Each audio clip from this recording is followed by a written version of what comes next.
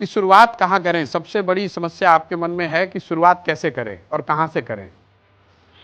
बड़ा सिंपल सा एक आपको मैं बता रहा हूं। राजनीति में आना है तो पहले तय कीजिए कि राजनीति कहाँ से करनी है।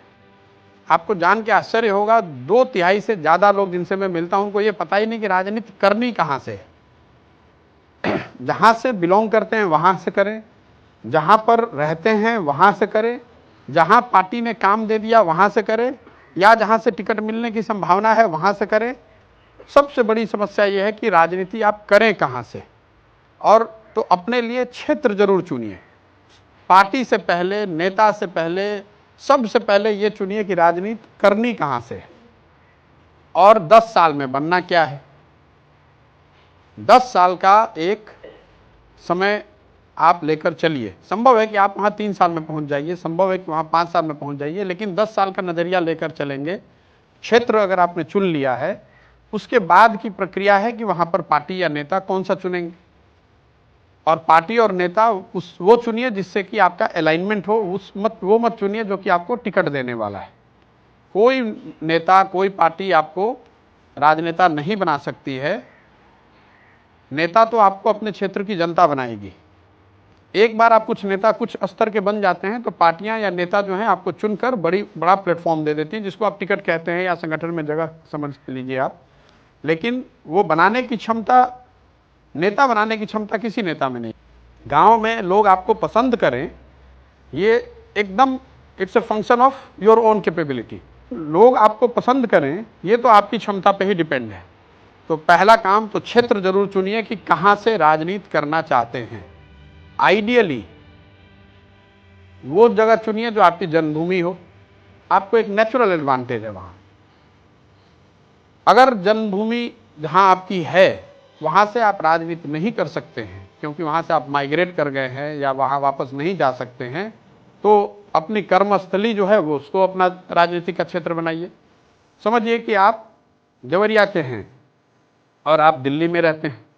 अब आपके दिमाग में है कि देवरिया में विधायक बनना है और रहते दिल्ली में हैं, तो तय आपको ये करना है देवरिया से करें राजनीति या दिल्ली से करें।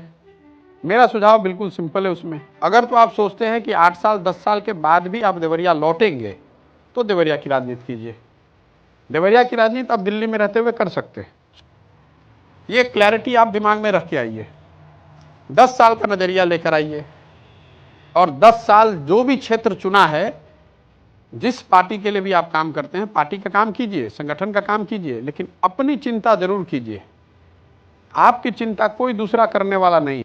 लोकतंत्र में लड़ना कोई बहादुरी का काम नहीं है, जीतना बहादुरी का काम है। आपको तय करना है कि किस कैटेगरी में लड़े।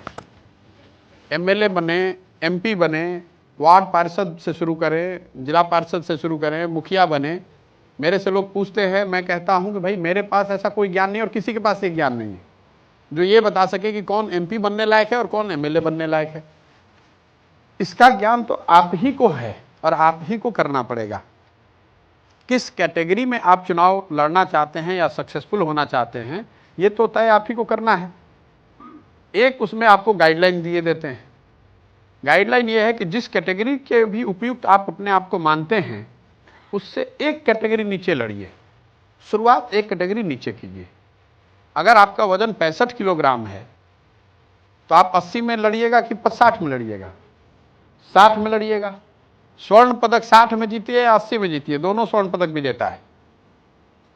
इसलिए जिस कैटेगरी में भी आप लड़के जीतने की क्षमता रखते हैं, उससे एक कैटेगरी नीचे लड़िए। ऐसा क्यों? एक तो आपकी जीतने की संभावना बढ़ेगी। दूसरा, अगर आप हार भी गए तो कम से कम आप अच्छा लड़े ये दिखना चाहिए।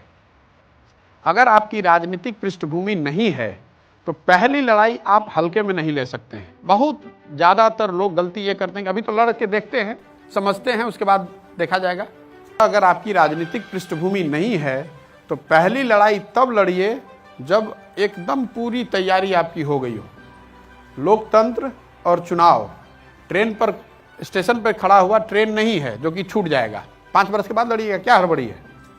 लड़िए तब जबकि लोग इस बात को माने कि भाई बहुत अच्छा लड़ा। अगर नहीं भी जीता तो भी लोगों को लगे कि क्योंकि वो मुट्ठी आपकी खुल गई, जिस दिन लड़ गए आप, उस दिन आपकी मुट्ठी खुल गई। अगर आज आप आकर मुझे कहेंगे कि भैया हमारे साथ 20,000 लोग जुड़े हुए हैं, संभव है हम माने, संभव है न माने। लेकिन अगर आप चुनाव लड़े हुए हैं पहले और आपको 1400 वोट आया है, तो हम तो जानते हैं कि आपको 1400 ही आपका समर्थन